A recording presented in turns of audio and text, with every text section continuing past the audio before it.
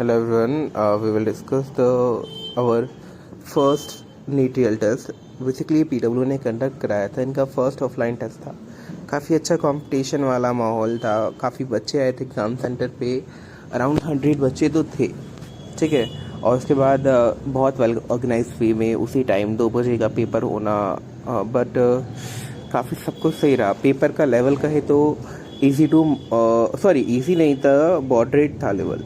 काफ़ी conceptual question थे। Even अगर आपने कंसेप्ट की क्लैरिटी नहीं है तो आप वो क्वेश्चन ना ही कर पाओगे, ठीक है। और फिर देखा जाए तो काफ़ी ठीक हुआ पेपर हमारा भी, एज एक्सपेक्टेड। हमने काफ़ी अच्छे से प्रिपरेशन की थी। ये रोटेशनल डायनामिक्स ये क्वेश्चन गलत बताया है, ये हेबिस्फेयर वाला गलत हुआ है, और ये ऑलमोस्ट ये सब ठीक हुए हैं। जितने भी चारों क्वेश्चन थे ये ठीक हुए हैं। और आगे देखें तो फिर ये इन वाले फर्स्ट वाले में तो जेम अपन आर स्क्वायर जी के फॉर्मूले से निकल जाएगा, जो हम एक्सलेशन ड्यू टू ग्रेविटी निकालते हैं, लेकिन यहाँ वैल्यूज़ अलग रखने लगेगी। फिर ये शेयर मॉडुलस का, फिर ये रोटेशनल डायनामिक्स का क्वेश्चन था एक। ये काफ़ी अच्छे क्वेश्चन थे। फर्स्ट वाला क्वेश्चन भी 12 क्वेश्चन नंबर 12 भी काफ़ी कंसेप्चुअल था। इस पर वेलोसिटी 0 था, एक्सलेशन 0 तो नेटवर्क डन विल बी 0। और जब सेंटर ऑफ मास क्वेश्चन तो उससे पहले एक क्वेश्चन नंबर 16, ये रोटेशन मोशन कटा हुआ है लेकिन क्वेश्चन आया, लेकिन सर ने बता रखा है, हमारे सर ने बीटा से हम इसे निकाल सकते, तो इजी हुआ था ये, ठीक है। और यहाँ पर ये क्वेश्चन है, ये थर्ड वाले क्वेश्चन 23 क्वेश्चन में मैंने डायरेक्ट 3 kg रख दिया, लेकिन वो क्वेश्चन गलत हो गया देन मैंने बिना सॉल्व किए कर दिया। बाकी ये सब ठीक है, चारों क्वेश्चन ठीक हुए। इनमें कोई मिस्टेक्स नहीं हुई है। मोमेंट ऑफ इनर्शिया बॉडी का निकालना था। ये वाले क्वेश्चन भी ठीक हुए, सबके सब ऑलमोस्ट चारों क्वेश्चन ठीक हुए। यहाँ पर फर्स्ट वाले में रोटेशनल वो हमारे सर ने काफ़ी डिटेल में करा रखा है सब कुछ, उनके नोट से बाहर आई थिंक कुछ नहीं था, कुछ भी। तो आई थिंक अगर आप प्लीज़ कर सकते हैं, हमारे सर पे बहुत अच्छा पढ़ाते वो। ये क्वेश्चन नंबर 35 मैंने किया तो ठीक था, जिसका आंसर 20 मीटर पर मैंने बबलिंग में मिस्टेक कर दी है। और 33 में होलो सिलेंडर आंसर नहीं दे रखा, लेकिन होना चाहिए था। आई थिंक सॉलिड स्पेयर दे रखा है, लेकिन मेरे हिसाब से होलो सिलेंडर है आंसर फिलहाल भी। ये क्वेश्चंस ये काफ़ी अच्छे क्वेश्चंस थे, क्वेश्चंस भी काफ़ी अच्छे थे इवन ये। लेकिन यहाँ पर जब हम सेक्शन बी में क्वेश्चन अच्छे थे, यहाँ क्वेश्चन नंबर 42 में हमने एक कंसेप्शन क्लैरिटी मिस्टेक की है। 5/8 आ गया था, लेकिन हमने 1.25 कर दिया, कैलकुलेशन मिस्टेक। 45 जो सर्कल हुए क्वेश्चन हमने स्किप किए इस वाले सेक्शन के, जैसे ये क्वेश्चन स्किप किया है। और ये क्वेश्चन ये रोड वाला, यहाँ पर हम COM लगा सकते हैं 47 क्वेश्चन में। 46 क्वेश्चन में हमारा सर्कुलर मोशन से क्वेश्चन है, और 48 क्वेश्चन बहुत अच्छा क्वेश्चन था। और 49 हमने स्किप किया है, काफ़ी ज़्यादा लेंथी हो जाता, हमने इसलिए वजह से गए नहीं। 49 क्वेश्चन में हमारा ये स्ट्रेन निकालना था, लेकिन हम चेंज इन लेंथ अलग आएगी और स्ट्रेन अलग आएगा, ठीक है। तो इस वजह से काफ़ी अच्छा क्वेश्चन माना जा रहा है ये वाला। और बेसिकली हमारे इसमें I think 5 to 6 question wrong हुए हैं, और एक क्वेश्चन पे भी डाउटेड है, तो मतलब 150 प्लस मार्क्स एग्जैक्टली आएंगे हमारे इसमें। और आगे बात करें तो हम अभी फिज़िक्स केमिस्ट्री के चेक करेंगे, और ऑलमोस्ट हमने रात चेक किया था, Sudhanshu sir I think Ritvik sir करा रहे थे सॉल्यूशंस केमिस्ट्री में। ये ऑर्डर बहुत ज़्यादा कॉमन क्वेश्चन है। फिर ये पाई बॉन्ड पूछना इनका, फिर ये केमिकल काइनेटिक्स क्वेश्चन था, जिसमें पूछा गया था टेम्परेचर से क्या इफेक्ट होता है, कॉलिजन्स के बारे में पूछा गया था। और फिर ये ड्यूलेंट लॉ ऑफ एक्टिव का क्वेश्चन है। फिर ये एलिमेंट बताना है, कौन से पीरियड से बिलोंग करता है, रेट बताना है, रेडियस पे बताना है, n² का फॉर्मूला लगा के आइसोटोप्स के बारे में बताना है। फिर यहाँ पर 1/λ/1/n²। फिर ये क्वेश्चन नंबर 64 में ये थर्ड स्टेटमेंट, थर्ड पीरियड में 18 नहीं 8 एलिमेंट होते हैं बेसिकली। और फॉर्मूले से मत लगाना, फॉर्मूले से लगाओगे तो गलत हो जाएगा। टेक्नोलॉजी इंक्रीज़ नहीं करता है, डिक्रीज़ करता है एक्टिवेशन एनर्जी को, ये गलत हो गया था इस वजह से। हमारा तो ठीक हुआ वैसे। यहाँ पर पोलर मॉलिक्यूल NH3 है। फिर 0 और लेब की बात आए तो पर्टिकुलर होना चाहिए, ठीक है। और यहाँ पर ये फोटो इलेक्ट्रिक इफेक्ट में ये फ्रीक्वेंसी ऑफ लाइट पर एनर्जी डिपेंड करती है, इंटेंसिटी जो है वो इलेक्ट्रॉन के नंबर, प्रोटॉन के नंबर बढ़ाएंगी, ठीक है। काफ़ी अच्छा क्वेश्चन था, बहुत कॉन्सेप्चुअल था। हमारे केमिस्ट्री में कोई मिस्टेक नहीं हुई है और फिजिक्स में हुई है 5-6 मिस्टेक।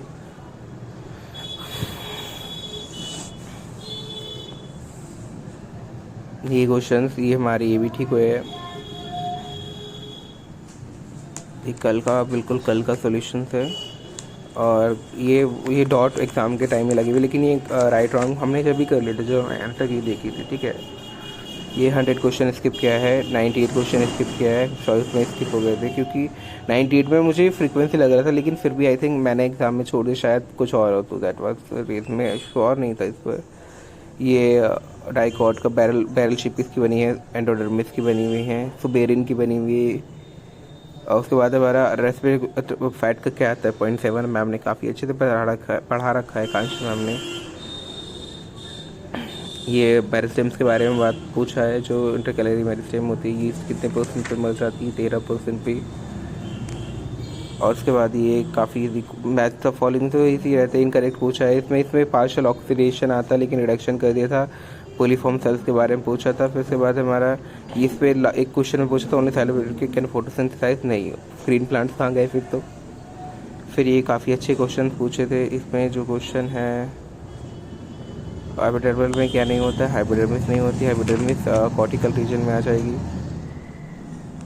TCA साइकिल्स के बारे में पूछा था, पैलिसेड पेरेन्काइमा कैसे होता है, फिर पैलिसेडोस्पेंच के बारे में आप देख सकते हो। फिर यहाँ पर मैच द फॉलोइंग तो बेसिकली इसी ही होती है, यू नो। एक दो क्वेश्चन में डाउट आया था लेकिन हो गए थे एट द एंड, वो ठीक हो गए थे। पेरेन्काइमा, कोरेन्काइमेटस सेल्स, साइटोक्रोम, स्क्लेरिड्स, ये सब अच्छे क्वेश्चन थे। अगर आपने ना पढ़ा हो तो बेसिकली हार्ड लगेगा, और पढ़ा हो तो बेसिकली हार्ड भी लगेगा। सो काफ़ी अच्छे क्वेश्चन थे, आप देख सकते हो इन पर लगे हुए। 137, 136 ये स्किप किया, लेकिन इसका कॉम्प्लेक्स 3 आंसर श्योर हूँ मैं, बट छोड़ दिया था ये।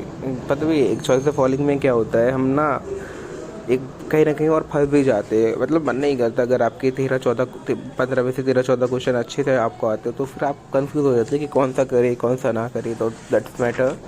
तो कहीं ना कहीं इसका एक डिसएडवांटेज ये भी है। और आई थिंक अगर इस साल वी डिस्कस कि हाँ शायद रिमूव हो जाए, और हो भी जाएगी तो आई थिंक कोई फ़र्क नहीं पड़ेगा, क्योंकि सबके लिए सेम रूल्स होते हैं।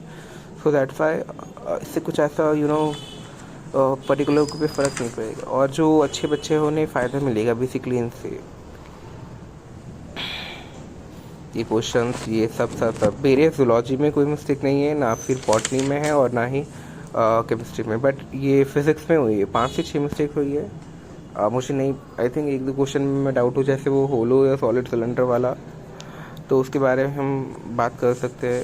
बाकी काफ़ी अच्छा क्वेश्चन पेपर था। आई थिंक आपको इतना ज़्यादा प्राइस भी नहीं है, 4000 तक तो कम हो गया है, तो ट्राई करना चाहिए सबको, क्योंकि कंपटीशन का फील आता है बेसिकली, और ऑफलाइन टेस्ट देना बहुत ज़रूरी है। To be honest I think कहीं ना कहीं और ऑफलाइन क्या टेस्ट देना बहुत ज़रूरी है। To be honest last time I got 630, but कहीं ना कहीं जो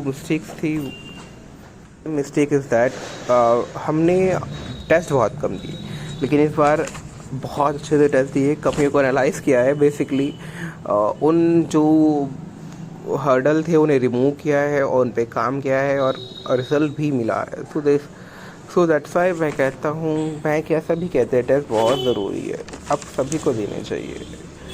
टेस्ट अल्टीमेटली बता देते हैं आप कहाँ खड़े हो। और आई थिंक जितना भी देखा जाए एग्ज़ाम्स में, everyone perform better than they perform in the test.